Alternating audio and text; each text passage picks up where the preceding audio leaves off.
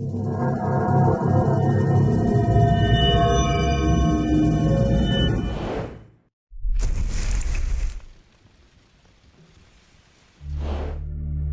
I'm Nairy from Bossing, and welcome back to the Phosani Nightmare fight guides. In this video, I'll be showing you how to gear for the Phosani Nightmare encounter, and also present a gear progression route that you should look to follow. If you would like more information, click more info on the movie information box on YouTube to learn more. Also be sure to subscribe by clicking the subscribe button to the right to be automatically notified as we release new guides. For this video, I'll assume you're familiar with the mechanics and the general fight, but if you're not familiar with the Phosani's Nightmare encounter, I would suggest watching my Phosani's Nightmare fight guide to learn the mechanics. There will be timestamps in this video, so feel free to skip ahead if you're already well versed with a particular section. Compared to the normal encounter, you'll find that the gear is almost the same between the Ashihami and Phosani's fight. The main differences will be in the inventory setup. Selecting gear is going to be mostly driven by your available budget to add to or invest in a setup specifically for the Nightmare. As some of the gear for the Nightmare can be considered somewhat niche, I would be wary of investing your entire bank into killing the Nightmare, as the payback time can sometimes be long. Having said that, it's considered to be one of the best money makers in the game over time, surpassing that of Theatre of Blood and Chambers of Xeric. Though the boss can be undoubtedly killed with lower stats, for the vast majority of players you should aim to have at least the stats shown on screen. With anything below these stats, you run the risk of dragging the fight out, thereby wasting resources and ultimately increasing your risk of dying as the duration of the fight increases, which then affects how many kills you will get an hour and how much money you're going to make. Most of the stats are fairly self-explanatory, but a few worth mentioning are defense, health and range. The boss is accessible to some pures, but I wouldn't bother attempting the boss unless you can wear gear which can provide a reasonable strength bonus, such as the Inquisitor's armours, which you'll need 30 defense for. Having 95 plus health significantly reduces the risk of being stacked out from a max mage or range hit, and a weakened parasite spawning, so you should be able to eat up and correctly prey after surviving the max hits. With 50 range, you have access to the Hunter's Crossbow, which you can use to kill the Sleepwalkers in the transition phases. This acts as a cheaper alternative to the Toxic Blowpipe, but at the cost of losing your ammo or blessing slot. Compared to the normal encounter, the stats in the Phosani's Nightmare fight are exactly the same, only the aggressive bonuses and therefore max hit and accuracies have increased, so the fight can be considerably more punishing. Though the underlying defensive bonus stats and theme is the same, the Nightmare is weakest to crush attacks, so players should bring weapons with a high crush attack and high melee strength bonus to maximise their damage on the Nightmare. What you should see on screen now are the weapons ranked best to worst with their respective DPS, proportional DPS values, and attack style settings. Though this may be untrue for you, these values are assuming you're wearing the best in slot armour and max combat so a direct comparison can be made. If money or runes are no object, you should look to bring a scythe and set it to crush. The Inquisitor's Mace and Avernic Defender combination serve as a viable high DPS alternative which have no upkeep cost, thereby saving you money, but this may be offset by the slower kills over time and therefore money per hour. Also, for some players they may prefer the faster attack speed of the Inquisitor's Mace, or alternatively the slower attack speed of the Scythe, though this is somewhat of a personal preference. Most players will look to use an Abyssal Bludgeon as this provides a reasonable price-performance ratio as its cost is significantly lower than the previous two, while still providing acceptable kill times.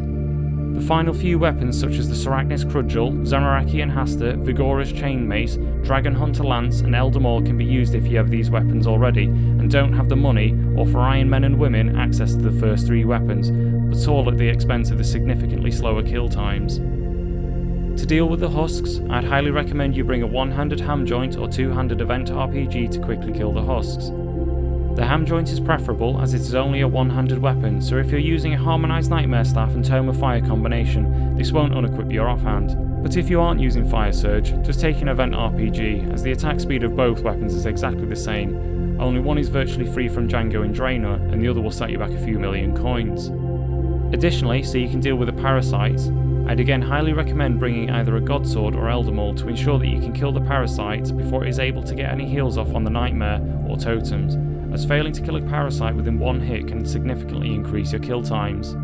Spec weapon wise, Dragon Claws are best in slot in most cases, but if you're trying to go for speed kills, you should bring a Granite Maul as this reduces the amount of time or ticks lost between switching and attacking with each weapon. Though if you are bringing Dragon Claws, make sure they are set to stab, as you're much more likely to land hits on the Nightmare due to the slash defensive bonus being so high.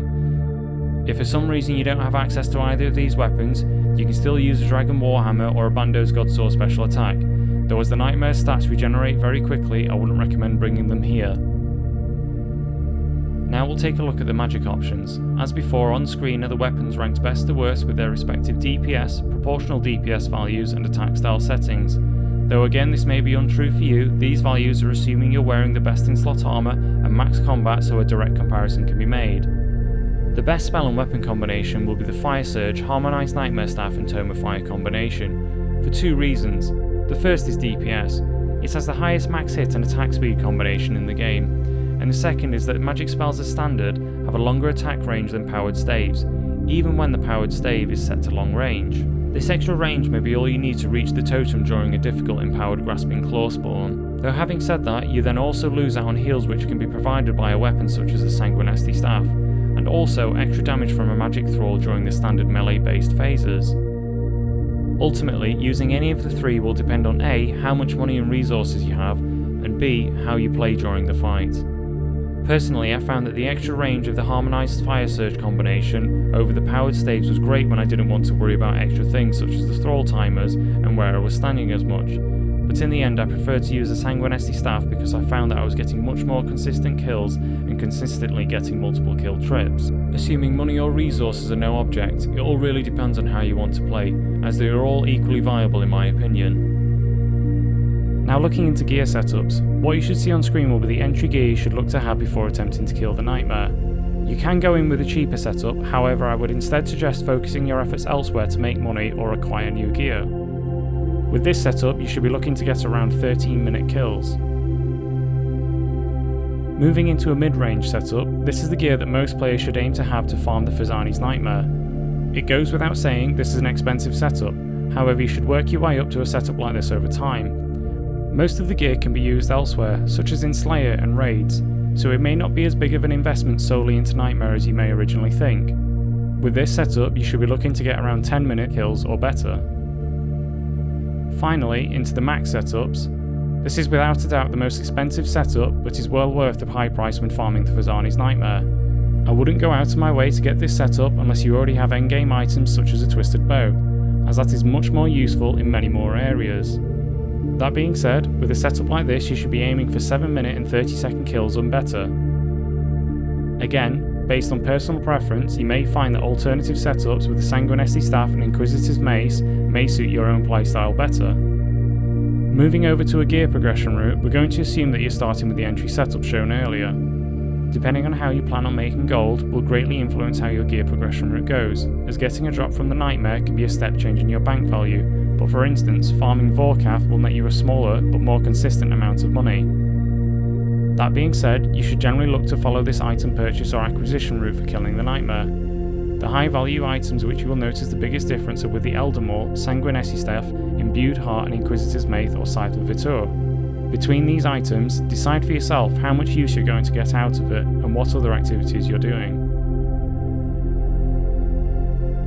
Finally, your inventory setup will be dependent on how many kills you're looking to get and how long the fight will last, as the longer the fight duration, the more prayer restoring potions and potions for parasites you will need. When learning the fight, you should look to have an inventory setup somewhat similar to the one shown on screen. This is only a guide inventory setup, so if you find an alternative setup works best for you, stick with that.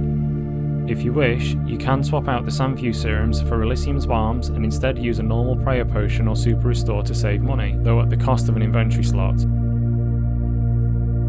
For 2 kill trips, your inventory will look something like these. Players should take note that for the entry setup they will have to bring 2 divine super combats if they plan on doing 2 kill trips, as a single potion will not last the entire duration of both fights. And for 3 kill trips, something like this.